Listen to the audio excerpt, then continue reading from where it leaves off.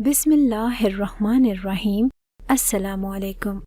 اس قیدی کو بہت ہی سنگین سزا ہونے والی تھی اور اس کی آخری خواہش پوری کرنے سے پہلے ہم لوگ اسے یہاں لے کر آئے تھے۔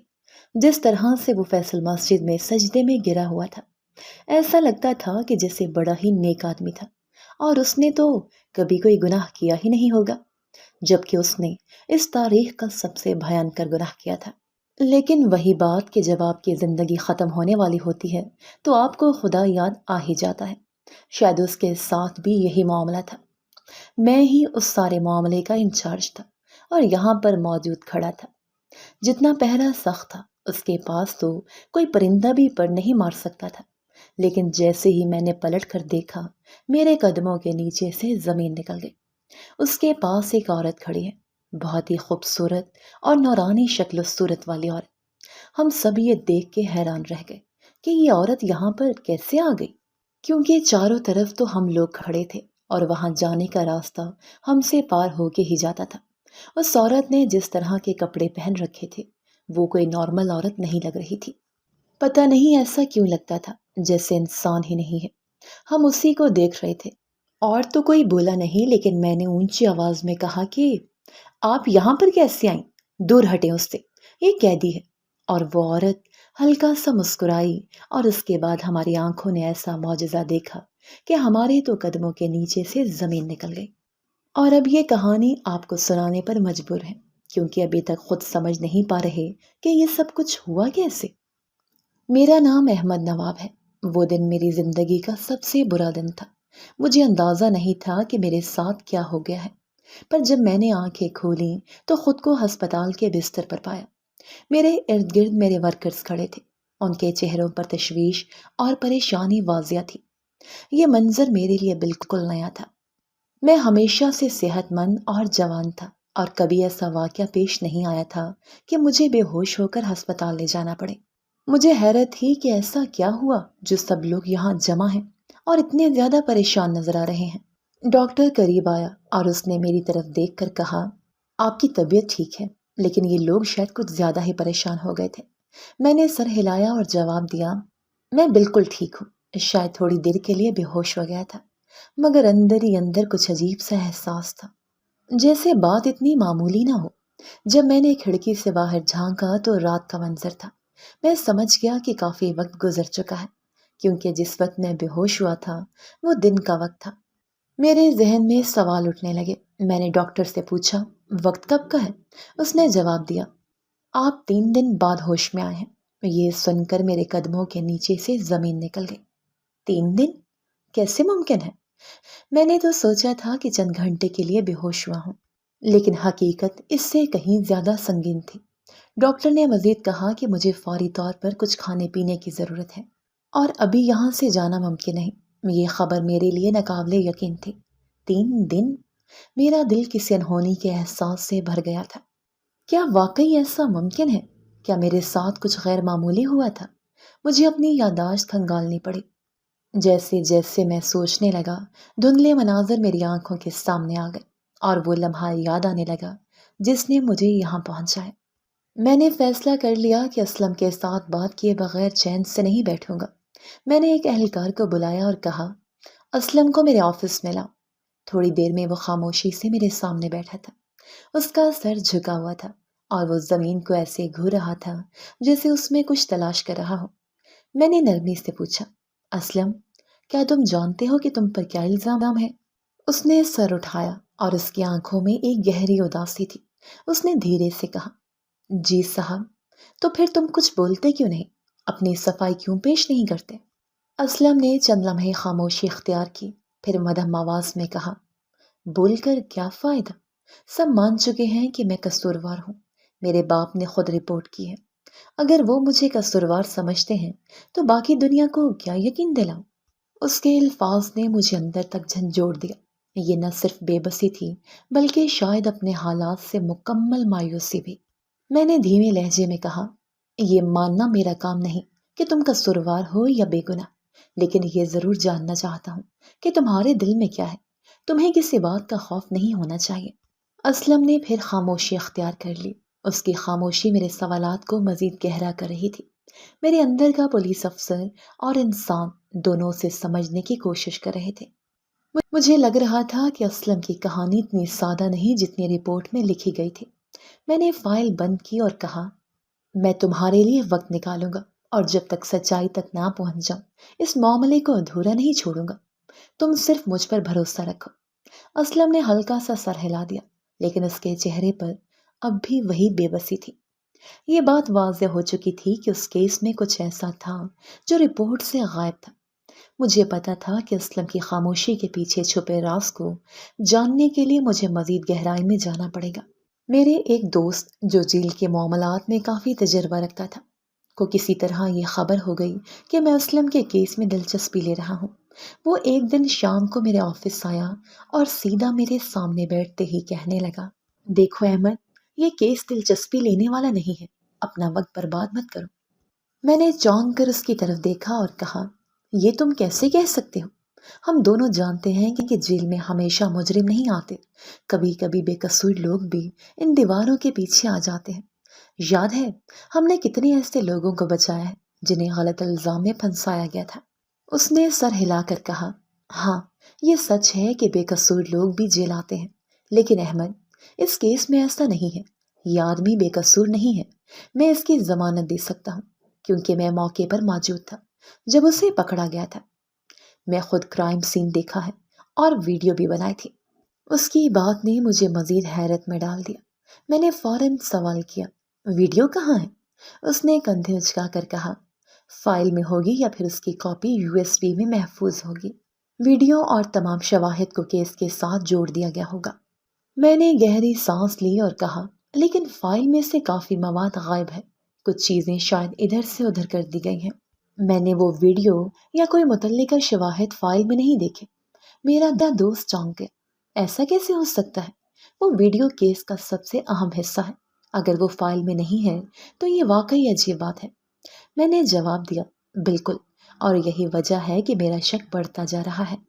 تم کہہ رہے ہو کہ تم نے وہ ویڈیو دیکھی اور تم موقع پر موجود بھی تھے، لیکن مجھے یہ سمجھ نہیں آ رہا کہ اگر یہ سب کچھ اتنا واضح تھا تو وہ شواہد فائل سے غائب کیوں ہیں؟ میرے دوست نے کچھ لمحے سوچا اور پھر کہا، شاید کسی نے جان بوجھ کر ان چیزوں کو غائب کر دیا ہو، لیکن احمد میں تمہیں یقین دلاتا ہوں کہ ویڈیو میں سب کچھ واضح تھا۔ یہ آدمی وہی موجود تھا، کرائم سین پر۔ ہم نے اسے رنگے ہاتھوں پکڑا۔ مجھے نہیں لگتا کہ کسی ویڈیو کی موجودگی یا غیر موجودگی سے فرق پڑتا ہے۔ تمہیں میری بات پر بھروسہ ہونا چاہیے کیونکہ میں وہی تھا اور میں تمہارا دوست ہوں۔ ہم یہ کام کب سے کر رہے ہیں اور میں نے ہمیشہ سچائی ہی بیان کی ہے۔ میں نے اس کی بات کو سنجیدگی سے لیا، لیکن میرے اندر کا شک ختم نہیں ہو رہا تھا۔ میں نے کہا، یہ سب ٹھیک ہے، لیکن تم جانتے ہو کہ میری عادت ہے کہ جب تک خود سچائی نہ دیکھ لوں مطمئن نہیں ہوتا۔ تمہاری گواہی پر شک نہیں کر رہا، لیکن اسلم کے چہرے پر کچھ ایسا ہے جو مجھے مجبور کر رہا ہے کہ میں اس کیس کو مزید دیکھوں۔ میرا دوست جھنجھلا گیا، احمد تم اپنا وقت برباد کر رہے ہو، یہ کیس واضح ہے۔ اگر یہ بے قصور تھا تو یہ اپنے لیے بولتا، لیکن یہ خاموش ہے۔ خاموشی کبھی کبھی سب سے بڑی گواہی ہوتی ہے کہ کوئی شخص قصوروار ہے۔ ویسے بھی اس کے پاس صرف 20 دن ہے، اس کے بعد اس کی پھانسی ہے۔ چاہے تم کچھ بھی کر لو، کچھ بدلنے والا نہیں۔ اس کی باتوں نے مجھے اندر تک جھنجھوڑ دیا۔ 20 دن، صرف 20 دن کا وقت۔ یہ وقت اتنا کم تھا کہ اگر میں کچھ کرنا چاہتا تو مجھے فوراً کرنا پڑتا، لیکن وہ ویڈیو، وہ شواہد، وہ فائل کی گمشدگی، سب کچھ مجھے الجھا رہا تھا۔ میرا دوست اٹھا اور کہنے لگا، احمد تمہاری ہمدردی اچھی بات ہے، لیکن بعض اوقات ہمیں حقیقت کو قبول کرنا پڑتا ہے۔ یہ کیس ان کیسز میں سے نہیں ہے جن کے بارے میں ٹھیک سے پتہ نہیں ہوتا۔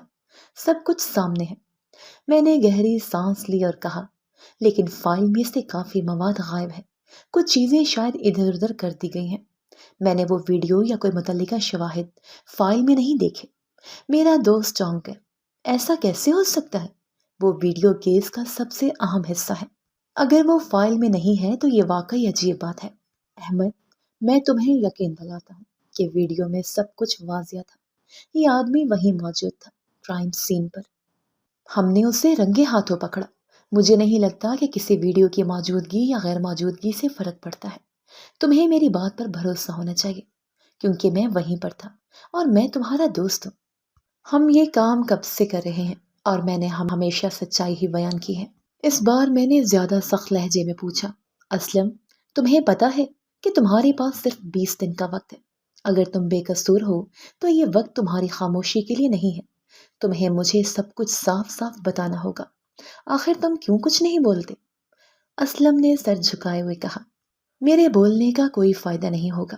جو فیصلہ پہلے ہی ہو چکا ہے اسے کوئی نہیں بدل سکتا۔ میرے اپنے باپ نے میرے خلاف گواہی دی ہے، ان کا یقین نہیں ٹوٹا تو دوسروں کا کیسے ٹوٹے گا؟ میں نے سختی سے کہا، یہ تمہاری زندگی کا معاملہ ہے اسلم۔ اگر تم سچ میں بے قصور ہو تو تمہیں اپنی خاموشی توڑنی ہوگی۔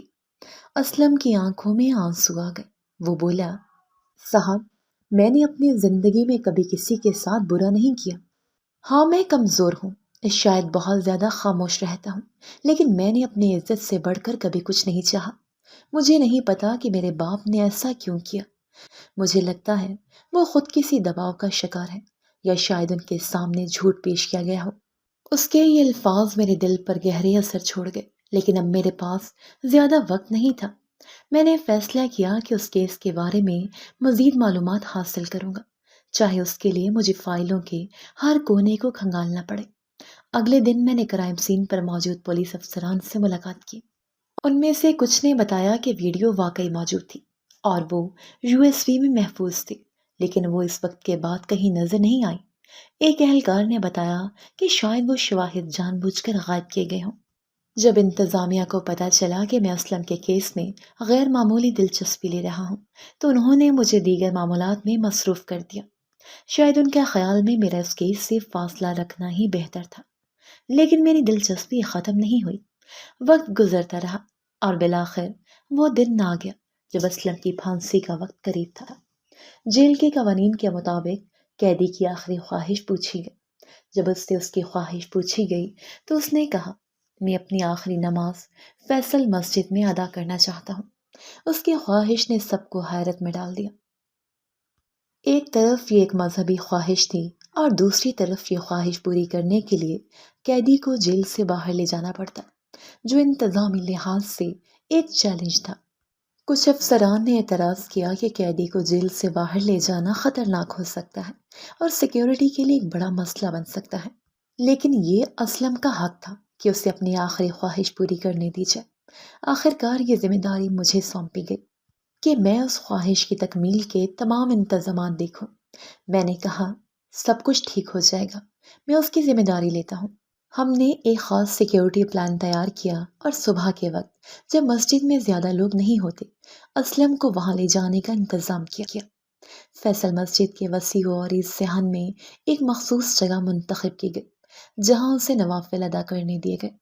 وہ جگہ مکمل طور پر محفوظ تھی اور ہمارے اہلکار اس کے ارد گرد کھڑے تھے تاکہ کوئی غیر متوقع واقعہ نہ ہو۔ اسلم وہاں بیٹھا نماز پڑھنے لگا۔ اس کی حرکات میں سکون اور آنکھوں میں گہری عاجزی تھی۔ یہ منظر میری توقع سے بھی زیادہ پرسکون تھا۔ میں نے ارد گرد کا جائزہ لیا کہ سب کچھ ٹھیک چل رہا ہے، لیکن پھر ایک لمحہ آیا جس نے میری زندگی کو ہمیشہ کے لیے بدل دیا۔ جیسے ہی میں نے پلٹ کر دیکھا، میرے قدموں کے نیچے سے زمین نکل گئی۔ وہاں اسلم کے قریب ایک عورت کھڑی تھی۔ اس نے سفید رنگ کا لمبا چوغا پہن رکھا تھا جو کسی نورانی شخصیت کی طرح اسے ڈھانپے ہوئے تھا۔ اس کا چہرہ ایسا روشن تھا جیسے روشنی کا کوئی منبع ہو۔ میں حیران رہ گیا کہ وہ وہاں کیسے پہنچی۔ ہمارے اہلکار چاروں طرف موجود تھے اور اسلم کے قریب جانے کے لیے کسی کو ان کی نظروں سے گزرنا لازمی تھا، لیکن نہ کسی نے اسے آتے دیکھا اور نہ کسی نے اس کی موجودگی پر اعتراض کیا۔ میں نے دیکھا کہ اس عورت نے ایک ہاتھ اسلم کے سر پر رکھا۔ اسلم جو نماز میں مشغول تھا اچانک رک گیا اور اس کی طرف دیکھنے لگا۔ اس کے چہرے پر عجیب سی تسلی اور سکون تھا، جیسے اس کی روح کو قرار مل گیا ہو۔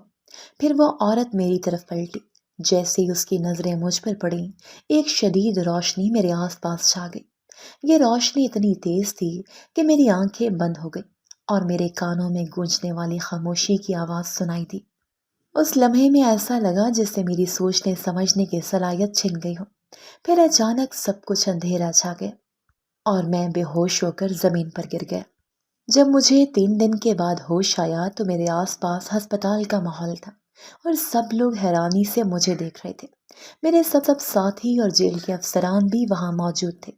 مجھے لگا جیسے میں کسی خواب سے جاگا ہوں، لیکن حقیقت میرے تصور سے کہیں زیادہ عجیب تھی۔ میں نے سب سے پہلا سوال کیا، اسلم کہاں ہے؟ میری آواز کمزور تھی، لیکن میرے دل میں اضطراب شدت اختیار کر چکا تھا۔ میری بات سن کر سب لوگ ایک دوسرے کی طرف دیکھنے لگے، جیسے وہ نہیں جانتے کہ کیا جواب دیں۔ آخر کار ایک سینئر افسر بولا، یہی تو سب سے بڑا مسئلہ ہوا ہے احمد، تم بے ہوش ہو گئے اور اسلم وہاں سے بھاگ گیا۔ کیا؟ میں نے حیرت سے کہا، یہ کیسے ممکن ہے؟ ایک دوسرے افسر نے کہا، جب تم اچانک بے ہوش ہو گئے تو ہم سب تمہاری طرف بھاگے کہ پتہ لگے تمہیں کیا ہوا۔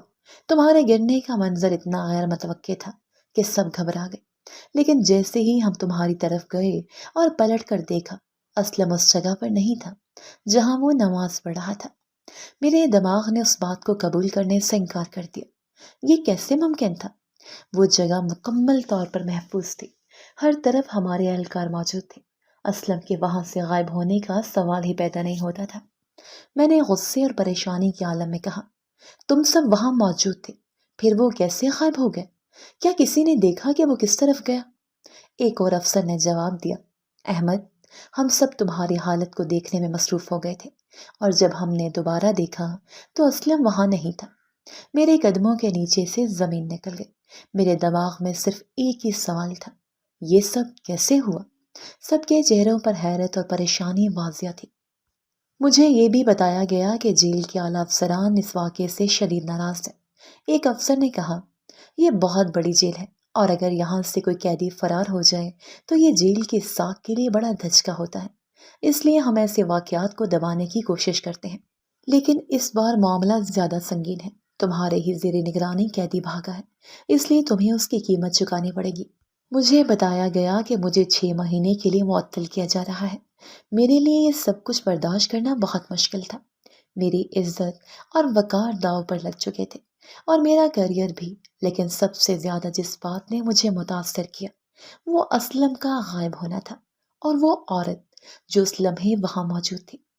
میں نے ان سے کہا، وہ عورت جو اسلم کے قریب کھڑی تھی وہ کون تھی؟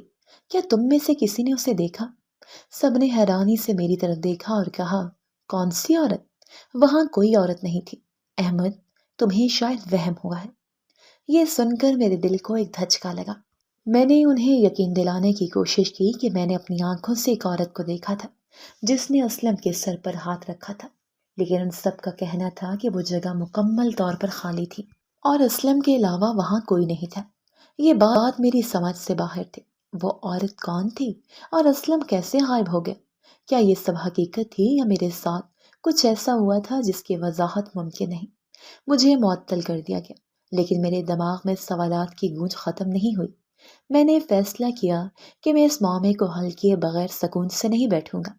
اسلم کا فرار اور اس عورت کا اچانک ظاہر ہونا میری زندگی کا سب سے بڑا راز بن چکا تھا، جسے میں ہر صورت میں جاننا چاہتا تھا۔ میں نے فیصلہ کر لیا تھا کہ اسلم کے معاملے کی تہہ تک جاؤں گا۔ اس کے غائب ہونے کے بعد میرے ذہن میں سوالات کا طوفان برپا تھا، اور میرے پاس واحد ذریعہ اس کی فائل تھی۔ میں نے جیل کے انتظامیہ کی اجازت کے بغیر اسلم کی فائل اٹھا لی اور اس کی چھان بین شروع کر دی۔ فائل میں لکھا تھا کہ اسلم نے اپنی ماں کو قتل کیا تھا اور یہی جرم اس کی پھانسی کی سزا کا سبب بنا۔ یہ جان کر میرے دل پر عجیب بوجھ سا محسوس ہوا۔ کیسے ممکن ہے کہ کوئی بیٹا اپنی ماں کے ساتھ ایسا کرے؟ یہ بات نہ میرے دل کو سمجھ آ رہی تھی، نہ ہی دماغ اسے تسلیم کر رہا تھا۔ فائل میں اسلم کے جرم کی تفصیل موجود تھی، لیکن کوئی ایسی چیز نہیں تھی جو مجھے اس کی زندگی یا اس کے ماضی کے بارے میں زیادہ معلومات دے سکے۔ کیس اسلم کے اپنے والد نے درج کرایا تھا، وہی والد جو اس عورت کا شوہر تھا جسے اسلم نے دنیا سے روانہ کیا تھا۔ اس کا مطلب یہ تھا کہ اگر کوئی حقیقت جان سکتا تھا تو وہ اسلم کا والد تھا۔ لیکن یہاں ایک اور مسئلہ تھا، فائل میں نہ تو اسلم کے گھر کا پتہ لکھا ہوا تھا، نہ ہی کسی قسم کا رابطہ نمبر موجود تھا۔ اسلم کے والد کا نام ضرور درج تھا، لیکن وہ بھی عام سا نام تھا، محمد علی۔ میں جانتا تھا کہ یہ نام اتنا عام ہے کہ ایسے ہزاروں افراد ملک میں موجود ہوں گے۔ اسلم کے خاندان کو ڈھونڈنا گویا اندھیرے میں تیر چلانے کے مترادف تھا۔ میں نے بہت کوشش کی کہ کسی نہ کسی طرح اسلم کے والد کا سراغ لگاؤں، مختلف ذرائع استعمال کیے، جیل کے ریکارڈز کھنگالے، حتیٰ کہ پولیس اسٹیشن سے بھی معلومات لینے کی کوشش کی، لیکن کوئی کامیابی نہ ملی۔ یہ کیس میرے لیے جتنا عجیب تھا اتنا ہی پیچیدہ بھی۔ میرے دماغ میں اب بھی وہ عورت موجود تھی، اس کا حلیہ، اس کے سفید چوغے والی پوشاک، اس کے چہرے کی نورانی مسکراہٹ اور وہ عجیب سا نور جو اس کے آس پاس پھیلا ہوا تھا۔ سب کچھ میرے ذہن میں بار بار گونج رہا تھا۔ وہ کون تھی؟ کیا وہ کوئی عام انسان تھی یا کچھ اور؟ میں جتنا اس بارے میں سوچتا اتنا ہی پریشان ہو جاتا۔ اسلم کے معاملے میں بہت کچھ ایسا تھا جو سمجھ سے بالاتر تھا۔ میرے دل میں اس وقت اتنے سوال تھے کہ مجھے چین سے بیٹھنے نہیں دے رہے تھے۔ کیا واقعی اسلم نے اپنی ماں کا قتل کیا تھا؟ اگر کیا تھا تو کیوں؟ اور اگر وہ بے گناہ تھا تو اس کے خلاف یہ مقدمہ کیوں درج کیا گیا؟ میں نے اپنی تلاش جاری رکھنے کا فیصلہ کیا۔ مجھے یقین تھا کہ اگر میں اسلم کے والد یا اس کے ماضی تک پہنچ جاؤں تو شاید اس معاملے کا کوئی سرا مل جائے، لیکن میرے راستے میں ایک کے بعد ایک رکاوٹ کھڑی ہو رہی تھی۔ ہر سراغ یا تو غلط نکلتا یا پھر کہیں ختم ہو جاتا۔ ان سب کے باوجود میں نے ہار ماننے سے انکار کر دیا۔ میرے اندر کچھ ایسا تھا جو بار بار مجھے کہتا تھا کہ اسلم کے کیس میں کوئی بات چھپی ہوئی ہے جو ابھی تک سامنے نہیں آئی۔ شاید وہ عورت جو فیصل مسجد میں نظر آئی تھی اسی راز کی کنجی تھی، لیکن وہ کون تھی اور اس کا اسلم سے کیا تعلق تھا؟ یہ سوالات میرے ذہن میں گردش کر رہے تھے اور میں جانتا تھا کہ ان کے جواب تلاش کیے بغیر مجھے سکون نہیں ملے گا۔ میری جستجو جاری تھی اور میں تیار تھا کہ اس معاملے کو حل کرنے کے لیے کسی بھی حد تک جا سکوں۔ بہت طویل اور صبر آزما جستجو کے بعد بالآخر مجھے محمد علی صاحب کا پتہ اور فون نمبر مل گیا۔ یہ وہی شخص تھا جو اسلم کا باپ تھا اور جس نے اپنے بیٹے کے خلاف کیس درج کروایا تھا۔ میرے دل میں کئی سوالات تھے، مگر میں نے فیصلہ کیا کہ ابتدائی بات چیت میں زیادہ تفصیل میں نہیں جاؤں گا۔ جب میں نے انہیں فون کیا اور اپنی شناخت بتائی تو وہ فوراً حیران ہو گئے۔ میں نے انہیں مختصراً بتایا کہ ان کا بیٹا جیل سے فرار ہو چکا ہے اور مجھے ان سے کچھ سوالات کرنے ہیں۔ انہوں نے فوراً مجھے اپنے گھر آنے کی دعوت دی اور میں نے موقع غنیمت جان کر جانے کی حامی بھر لی۔ جب میں ان کے گھر پہنچا تو منظر میری توقعات سے بالکل مختلف تھا۔ گھر نہایت سادہ پوسیدہ اور بکھرا ہوا تھا۔ ہر طرف افراتفری کا عالم تھا۔ ایسا لگتا تھا جیسے برسوں سے اس گھر میں کوئی خاتون موجود نہیں رہی۔ کھانے کے برتن غیر منظم طریقے سے کونے میں رکھے ہوئے تھے اور دیواروں پر گرد جم چکی تھی۔ یہ سب دیکھ کر ایک لمحے کو میں رک گیا اور سوچنے لگا کہ شاید اس حالت کا تعلق اسلم کے جرم اور اس کے ماں کے ساتھ کیے جانے والے رویے سے ہو سکتا ہے۔ محمد علی صاحب نے مجھے بیٹھنے کو کہا اور کچن کی طرف چلے گئے۔ چند منٹوں بعد وہ میرے لیے چائے بنا کر لائے اور میرے سامنے رکھ دی۔ ان کے چہرے پر گہری سنجیدگی اور غم کا سایہ تھا۔ میں نے چائے کا کپ اٹھاتے ہوئے نرمی سے کہا، محمد علی صاحب، کیا آپ اپنے بیٹے کے بارے میں کچھ بتا سکتے ہیں؟ انہوں نے گہری سانس لی اور بولے، بیٹے کے بارے میں کیا بتاؤں؟ وہ تو بس ویسا ہی تھا جیسا عام لڑکے ہوتے ہیں، سیدھا سادہ، شریف اور اپنی دنیا میں مگر پھر ایسا کیا ہوا کہ اس نے اپنی ماں جیسے ہستی کے ساتھ یہ ظلم کیا؟ میں نے سنجیدگی سے ان کی طرف دیکھا اور کہا، کیا آپ کے بیٹے کا اپنی ماں کے ساتھ کوئی جھگڑا تھا؟ کیا وہ اس پر ظلم کرتی تھی؟ یا پھر آپ کا بیٹا شراب پینے کا عادی تھا؟ کیونکہ عام طور پر ایسا انتہائی قدم کوئی نشے کی حالت میں اٹھاتا ہے۔ محمد علی صاحب نے فوراً نفی میں سر ہلایا اور بولے، میرا بیٹا شراب نہیں پیتا تھا اور میری بیوی بھی اس سے اچھے طریقے سے پیش آتی تھی، لیکن وہ لمحے بھر کے لیے رکے جیسے کوئی بات چھپانے کی کوشش کر رہے ہوں، پھر بولے، بس وہ اس سے نفرت کرتا تھا اور یہی نفرت اس کے اس قدم کی وجہ بنی۔ یہ سن کر میرے دل میں بے شمار سوالات جنم لینے لگے۔ میں نے نرمی سے پوچھا، آپ کی بیوی کیسی خاتون تھی؟ کیا وہ سخت مزاج تھی یا ان کے رویے میں کوئی ایسا پہلو تھا جو آپ کے بیٹے کو ناپسند ہو؟ محمد علی صاحب نے جواب دیا، نہیں، وہ عام عورتوں جیسی ہی تھی، مگر میرے بیٹے کی ان سے کوئی خاص انسیت نہیں تھی، اور پھر وہ اس کی سوتیلی ماں تھی۔ یہ سن کر میرے قدموں تلے سے زمین نکل گئی۔ سوتیلی ماں؟ میں نے حیرانی سے پوچھا۔ ہاں، انہوں نے اس بات میں سر ہلاتے ہوئے کہا۔ میری پہلی بیوی کا انتقال ہو چکا تھا اور اس کے بعد میں نے دوسری شادی کی تھی۔ یہی میری دوسری بیوی تھی، صالحہ، جسے میرے بیٹے نے اس دنیا سے روانہ کر دیا۔ یہ معلومات میرے لیے غیر متوقع تھی۔ میرے ذہن میں وہ عورت بار بار آ رہی تھی جسے میں نے فیصل مسجد میں دیکھا تھا۔ وہ عورت تو بالکل مختلف لگ رہی تھی، نہ کہ کوئی عام خاتون۔ میں نے جھجکتے ہوئے محمد علی صاحب سے کہا، اگر برا نہ مانے تو کیا میں آپ کی بیوی کی کوئی تصویر دیکھ سکتا ہوں؟ یہ سن کر وہ تھوڑے چونک گئے۔ ان کی حیرانی ان کے چہرے پر واضح تھی۔ انہوں نے پوچھا، تصویر کیوں دیکھنی ہے؟ میں نے فوری طور پر جواب دیا، دراصل فائل میں کوئی تصویر موجود نہیں تھی اور میں آپ کی بیوی کے بارے میں زیادہ جاننا چاہتا ہوں۔ اس کے علاوہ یہ بھی ایک رسمی کارروائی کا حصہ ہے۔ وہ کچھ دیر خاموش رہے، پھر بولے، ٹھیک ہے، میں دیکھتا ہوں۔ وہ اندر کی طرف چلے گئے اور میں کمرے میں ادھر ادھر دیکھنے لگا۔ یہ گھر انتہائی غریبانہ حالت میں تھا۔ دیواروں پر پرانی تصویریں لگی ہوئی تھیں، لیکن سب دھندلی ہو چکی تھیں۔ زمین پر ایک پرانا قالین بچھا ہوا تھا جس پر کئی جگہیں پھٹی ہوئی تھیں۔ اس گھر کی حالت دیکھ کر مجھے اندازہ ہوا کہ یہ خاندان کتنی مشکلات کا سامنا کر رہا ہوگا۔ کچھ دیر بعد محمد علی صاحب ہاتھ میں ایک پرانی تصویر لیے واپس آئے۔ انہوں نے تصویر میرے سامنے رکھی اور کہا، یہ صالحہ ہے، میری دوسری بیوی۔ میں نے تصویر اٹھائی اور جیسے ہی میں نے اسے دیکھا میرے دل میں ایک جھٹکا سا لگا۔ یہ عورت وہ نہیں تھی جسے میں نے فیصل مسجد میں دیکھا تھا۔ تصویر میں صالحہ ایک عام سی خاتون تھی۔ ان کے چہرے پر کوئی خاص تاثر نہیں تھا، نہ ہی کوئی ایسی بات جو مجھے چونکاتی۔ میں نے سنبھلتے ہوئے پوچھا، یہ واقعی وہ خاتون ہیں جنہیں آپ کے بیٹے نے ختم کیا تھا؟ انہوں نے غصے سے میری طرف دیکھا اور کہا، ہاں، یہی تھی، اور مجھے نہیں لگتا کہ میرے بیٹے نے یہ کام کسی دباؤ میں کیا تھا۔ اس نے جان بوجھ کر یہ قدم اٹھایا۔ میرے ذہن میں الجھن مزید بڑھ گئی۔ میں نے سوچا کہ شاید اسلم کی ماں یعنی محمد علی صاحب کی پہلی بیوی اس معاملے کی اصل حقیقت جان سکتی تھی۔ میں نے ہمت کرتے ہوئے کہا، کیا آپ کی پہلی بیوی کی کوئی تصویر موجود ہے؟ یہ سوال سنتے ہی ان کے چہرے کا رنگ بدل گیا۔ انہوں نے غصے سے کہا، تم یہاں میرے بیٹے کے بارے میں سوالات کرنے آئے تھے یا میری بیویوں کی تصویریں دکھائیں؟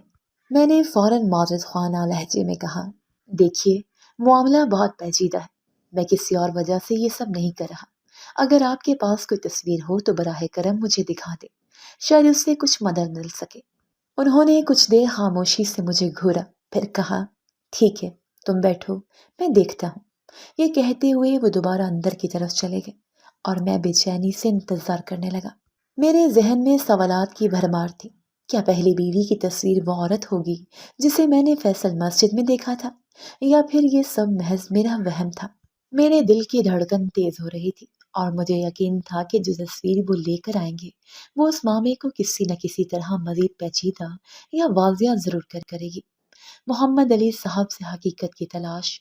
جب محمد علی صاحب اپنی پہلی بیوی کی تصویر لے کر واپس آئے تو ان کے چہرے پر ایک عجیب سی نفرت کا اظہار تھا، جیسے وہ اپنی بیوی کی ہر یاد سے بیزار ہوں۔ میں نے جب تصویر کو بغور دیکھا تو میرے قدموں تلے سے زمین ہی نکل گئی۔ یہ وہی عورت تھی جسے میں نے فیصل مسجد میں دیکھا تھا۔ وہی چہرہ، وہی نورانی مسکراہٹ اور وہی پرسکون اور باوقار شخصیت جو میرے ذہن میں ابھی تک نقش تھی۔ میرے منہ سے بے اختیار نکلا، یہ عورت کہاں ہے؟ محمد علی صاحب حیرانی سے میری طرف دیکھنے لگے اور پوچھا، کیوں، تم نے اس عورت کو کہاں دیکھا؟ میں نے جلدی سے کہا، میں بس یہ جاننا چاہتا ہوں کہ یہ کہاں ہے، اس کا کچھ پتہ ہے؟ انہوں نے گہری سانس لی اور پھر کہا، یہ عورت میری پہلی بیوی تھی، بہت ہی نیک باپردہ اور عبادت گزار تھی، ہر وقت عبادت میں مصروف رہتی تھی اور مجھے بھی کبھی اس کے ساتھ وقت گزارنے کا موقع نہیں ملتا تھا۔ دیکھو اس کی خوبصورتی کیسی تھی، لیکن اس کی خوبصورتی میرے کس کام کی؟ اس لیے میں نے دوسری شادی کی۔ اسلم بھی اسی کا بیٹا ہے، لیکن وہ عورت اب اس دنیا میں نہیں ہے، وہ اس دنیا سے جا چکی ہے۔ یہ سن کر میری حالت بالکل غیر ہو گئی۔ میں نے کہا، لیکن میں نے تو اس عورت کو، اور پھر میری بات رکی۔ میں نے خود کو سنبھالا اور کہا، کچھ نہیں، میں نے اپنی بات پوری نہیں کی۔ محمد علی صاحب کی آنکھوں میں غصہ تھا اور انہوں نے پوچھا، کیا تمہیں لگتا ہے کہ یہ عورت زندہ ہو سکتی ہے؟ میری نظریں ان کی آنکھوں میں گئیں اور میں نے ہمت کرتے ہوئے کہا، کیا ایسا ممکن ہے؟ وہ شدید غصے میں بولے، مجھے لگتا ہے تم پاگل ہو، تم یہاں میرے بیٹے کے بارے میں معلومات لینے کے لیے نہیں آئے ہو، تم تو میرا وقت برباد کرنے کے لیے آئے ہو۔ یہ عورت زندہ کیسے ہو سکتی ہے؟ وہ تو اس دنیا سے جا چکی ہے، اس کو گئے ہوئے 10 سال ہو چکے ہیں۔ یہ سن کر میرے قدموں تلے سے زمین نکل گئی۔ 10 سال؟ اگر وہ عورت اس دنیا میں نہیں تھی تو پھر مجھے اس کا کیا مطلب تھا کہ میں نے اسے فیصل مسجد میں اتنی واضح طور پر دیکھا؟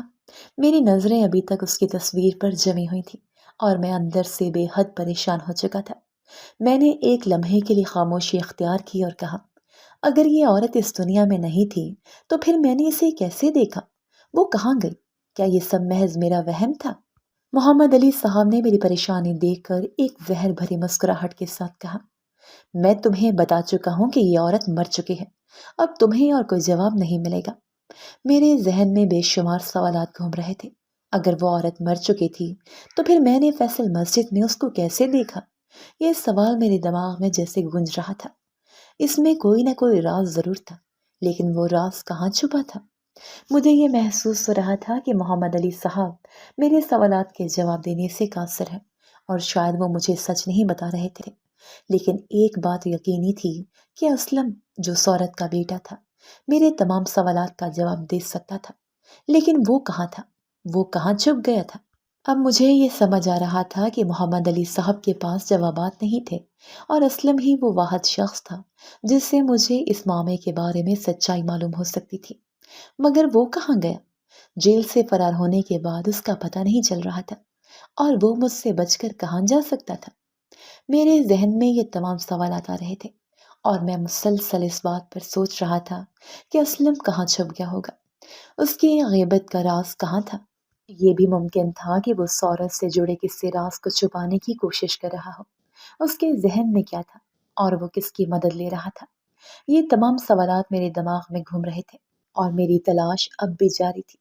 جب میں محمد علی صاحب کے گھر سے باہر نکلا تو میرے سامنے ایک بوڑھا آدمی آ گیا جو سامنے والے گھر میں رہتا تھا۔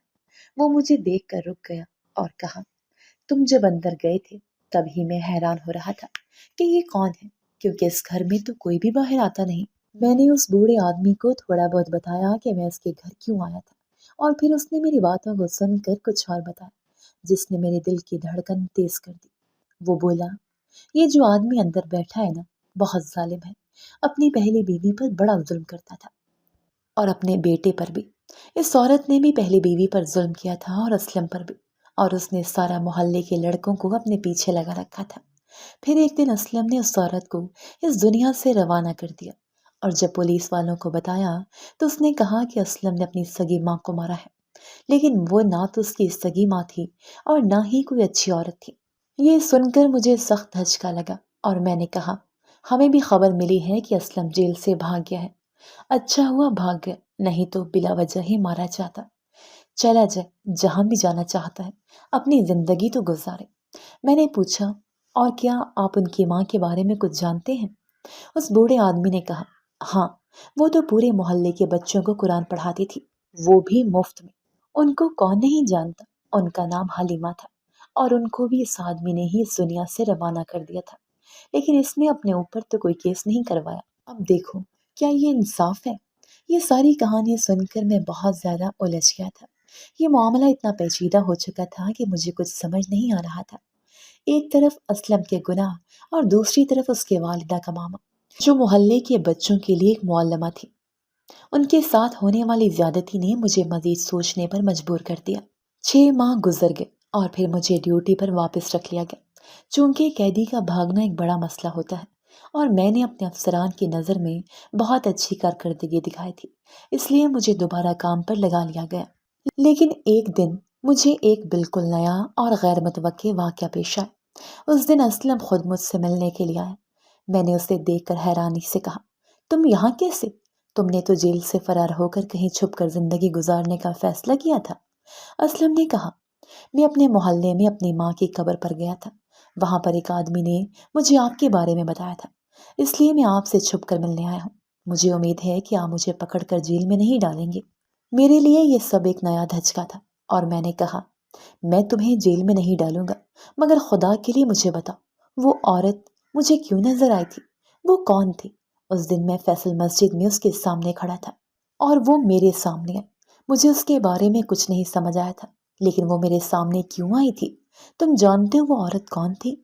اسلم نے میرے سوال پر کچھ وقت سوچا اور پھر آہستہ سے کہا، احمد بھائی، وہ عورت، وہ میں کچھ بتانے کے لیے تیار ہوں، لیکن تمہیں یقین کرنا پڑے گا کہ وہ جو کچھ بھی تھا اس کا جواب میرے پاس ہے۔ میرے دل میں بے شمار سوالات تھے اور میں بے چین تھا کہ وہ عورت کون تھی اور اس کا اسلم سے کیا تعلق تھا۔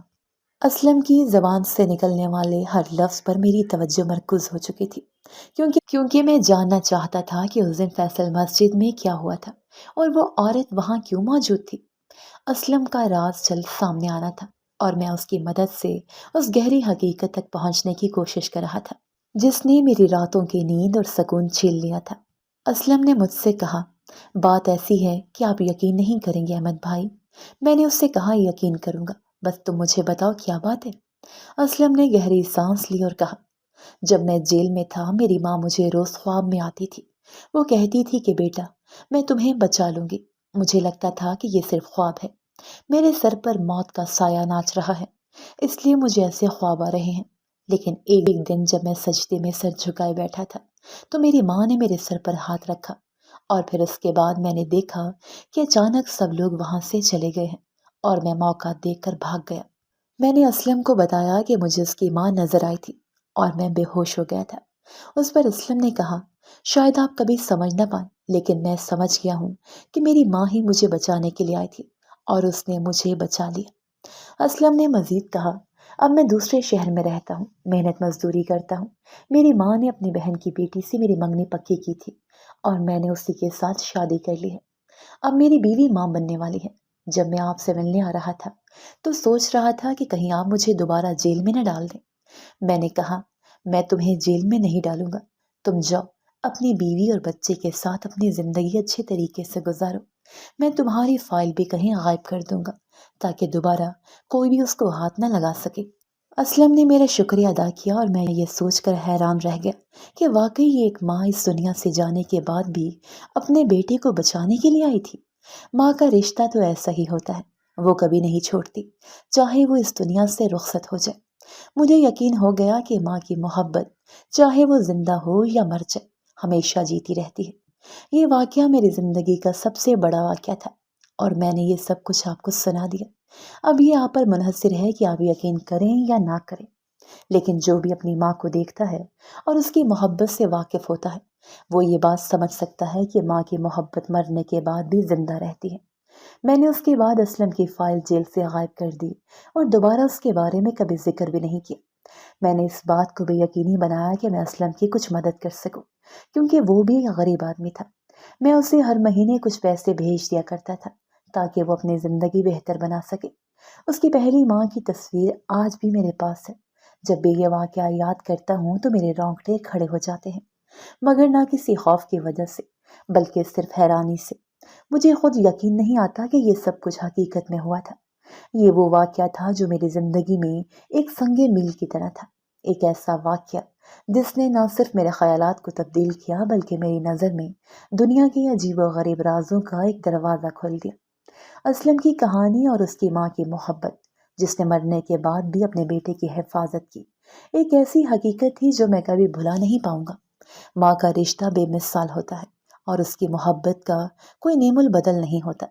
اب جب بھی میں اس کے بارے میں سوچتا ہوں دل میں ایک عجیب سا سکون اور دھڑکن کی تیز تیز آواز محسوس ہوتی ہے، ایک عجیب سا سچائی کا احساس جو صرف وہی شخص سمجھ سکتا ہے جس نے اپنی آنکھوں سے یہ سب دیکھا ہو۔ میری ماں ابھی تو اس دنیا میں نہیں تھی، میں نے تو اپنی ماں کا کبھی دیکھا ہی نہیں تھا۔ کاش میں نے بھی ماں کی محبت کو محسوس کیا ہوتا، وہ محبت جو اس کی ہر حرکت میں چھپی ہوتی، جو اس کے ہر لفظ میں ہوتی، جو اس کے ہر قدم میں نظر آتی، کیونکہ ماں کی محبت سے زیادہ کچھ خاص نہیں ہوتا۔ اس کا دل بے پناہ ہوتا ہے اور وہ اپنی محبت کو کسی قیمت پر نہیں بیچتی۔ میں کبھی یہ سب نہ جان سکا کیونکہ میری ماں بچپن میں ہی دنیا سے جا چکی تھی، لیکن اس کہانی میں جو کچھ ہوا وہ میری زندگی کا سب سے بڑا سبق تھا۔ اسلم کی ماں نے مرنے کے بعد بھی اپنی محبت کے ذریعے اپنے بیٹے کو بچایا، وہ محبت جو کسی بھی دنیاوی طاقت سے بڑھ کر تھی۔ میں نے اس کہانی کو سنا اور میں حیران ہوں کہ آیا واقعی ماں کی محبت اتنی طاقتور ہوتی ہے؟ کیا واقعی وہ اپنی اولاد کے لیے اتنی بے لوث ہوتی ہے؟ اب میں چاہتا ہوں کہ آپ لوگ مجھے بتائیں کہ آپ کو میری کہانی سن کر کیا لگتا ہے؟ کیا آپ نے واقعی میری کہانی پر یقین کر لیا؟ کیا آپ کو لگتا ہے کہ ماں کی محبت میں وہ طاقت ہوتی ہے جو اس کہانی میں دکھائی گئی؟ زندگی ایک سفر ہے جو مسلسل بدلتا رہتا ہے۔ ہم سب اس راستے پر چلتے ہیں، کبھی خوشی کا سامنا کرتے ہیں تو کبھی غم کا۔ ہم میں سے ہر کوئی اپنی کہانی کا ہیرو ہے، مگر اس میں کچھ لمحے ایسے بھی آتے ہیں جب ہم مایوس ہو جاتے ہیں۔ زندگی کی حقیقت یہی ہے کہ ہم سب کو مشکلات کا سامنا کرنا پڑتا ہے، مگر ان مشکلات میں ہی سیکھنے اور بڑھنے کا موقع چھپا ہوتا ہے۔ زندگی نہ کبھی مکمل طور پر خوشی کا وقت لاتی ہے، نہ ہمیشہ دکھ۔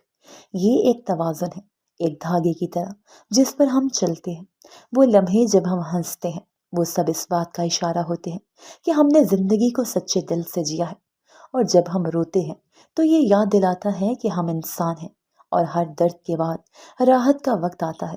زندگی کا سچا مقصد اپنی حقیقت کو پہچاننا، دوسروں کے ساتھ محبت اور احترام سے جینا، اور ہر لمحے کو اپنی پوری طاقت سے جینا ہے۔